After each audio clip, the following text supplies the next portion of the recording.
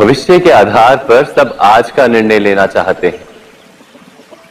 भविष्य में सुख मिले, भविष्य सुरक्षित हो, ऐसे निर्णय आज लेने का प्रयत्न रहता है सबका। आप अपने जीवन को देखिए, क्या आपके अधिकतर निर्णय के पीछे भविष्य का विचार नहीं होता? और हो भी क्यों ना, अपने जीवन को सरल और सुखमय बनाने का प्रयत्न करने का अधिकार सबका है। पर भविष्य तो कोई नहीं जानता, केवल कल्पना ही की जा सकती है। तो जीवन के सारे महत्वपूर्ण निर्णय कल्पनाओं के आधार पर ही करते हैं हम।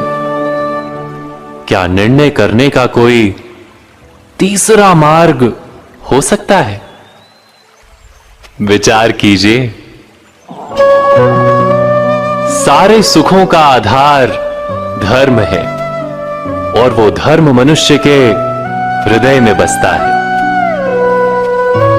तो प्रत्येक निर्णय से पूर्व स्वयं अपने हृदय से ये प्रश्न अवश्य पूछ लेना कि ये निर्णय स्वार्थ से जन्मा है या धर्म से। क्या इतना पर्याप्त नहीं? भविष्य के बदले धर्म का विचार करने से क्या भविष्य अधिक सुखपूर्ण नहीं होगा? स्वयं विचार कीजिए। व्यक्ति को जब उसके अपराध का दंड मिलता है, तब कभी कभी उस न्याय को देखकर मन कचोटता है। प्रश्न उठता है हृदय में कि जब वो अपराध हुआ था तब व्यक्ति भिन्न था। उसके पश्चात उसने इतने पश्चाताप किए, स्वयं में इतना परिवर्तन किया, फिर उसे दंड क्यों मिले? पर जहां आघात होता है वहां प्रत्याघात भी होता है। जैसा कर्म वैसा फल। यदि किसी को प्रेम दोगे तो सुख प्राप्त होगा, यदि किसी की हत्या करोगे तो मृत्यु दंड मिलेगा। जैसा कार्य वैसा ही न्याय। तो फिर प्रायश्चित और पश्चाताप का कोई मूल्य नहीं है? अवश्य है मूल्य। प्रायश्चित और पश्चाताप मनुष्य की आत्मा को बलवान करता है।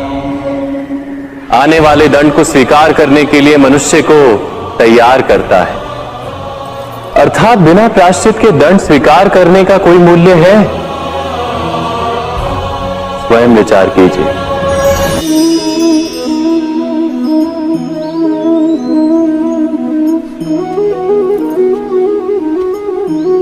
जब अपने किसी अच्छे कार्य के उत्तर में दुख प्राप्त होता है अथवा किसी को उसके दुष्ट कार्य में सुख मिलता है, तो मन अवश्य ये विचार करता है कि अच्छा कार्य करने का, धर्म के मार्ग पर चलने का तात्पर्य क्या है।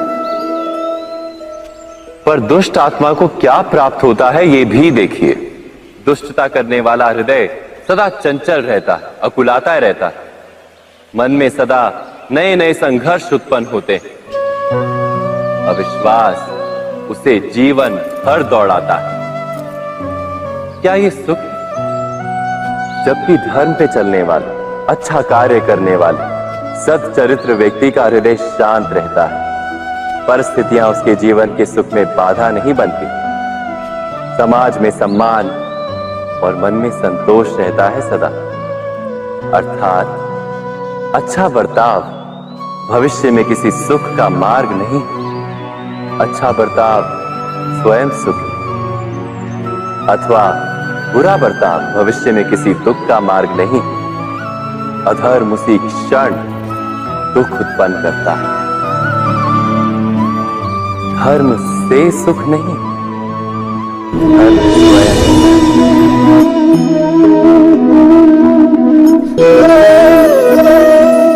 सत्ता की लालसा सबके हृदय को घेरे रहती है। प्रत्येक व्यक्ति अपना एक राष्ट्र निर्मित करने का प्रयत्न अवश्य करता है।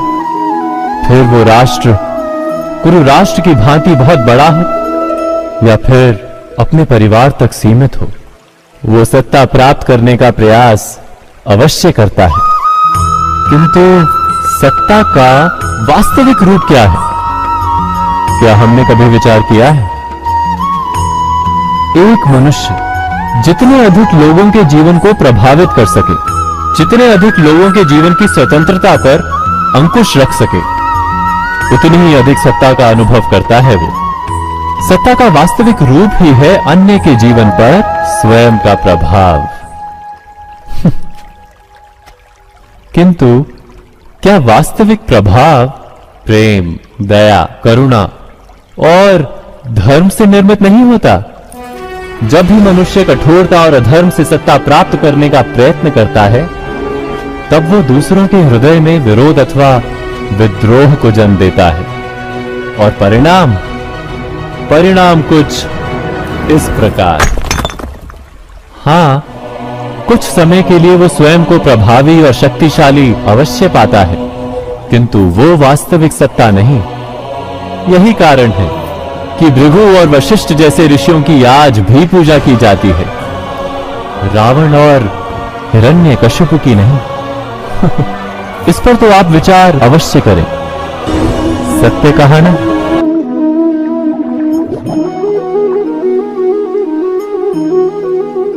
इस संसार में आने वाला प्रत्येक बालक संपूर्णतः संस्कार रहित होता है। उसके अंतर पर ना किसी अच्छे संस्कार के चिन्ह अंकित होते हैं, ना ही बुरे संस्कार के। अर्थात जन्म से बालक में ना कोई गुण होता है और ना ही कोई दोष। तो ये दोष अथवा गुण किस प्रकार प्राप्त होते हैं? क्या हमने कभी विचार किया है? जो बात माता पिता के मुख से निरंतर सुनी जाती है, वही बात उनकी संतानों के हृदय का संस्कार बनती है। जैसे किसी गांव में नदी तट तक एक पगडंडी बन जाती है केवल उस मार्ग पर बार बार चलने के कारण। अर्थात माता पिता के हृदय की इच्छाएं उनकी संतानों के हृदय का दोष अथवा गुण बनकर जन्म लेती हैं। क्या ये सत्य नहीं? पर फिर भी जब उनकी संतानों में कोई दोष दिखाई देता है, तो माता पिता आश्चर्य और दुख से भर जाते हैं। माता पिता का हृदय ये प्रश्न करता है कि उनकी संतानों में ये कुसंस्कार आए कहां से? सत्य तो यही है कि माता पिता अपनी संतानों को अनजाने में ही कुसंस्कार के बीज दे देते हैं, जो उनके संतानों की हृदय भूमि पर कुसंस्कार का वृक्ष बनकर उगता है। अर्थात अपनी संतानों को सुसंस्कारी और धर्ममय बनाने की आशा रखने वाले प्रत्येक माता पिता को प्रथम अपने हृदय की इच्छाओं पर अंकुश रखना क्या अनिवार्य नहीं?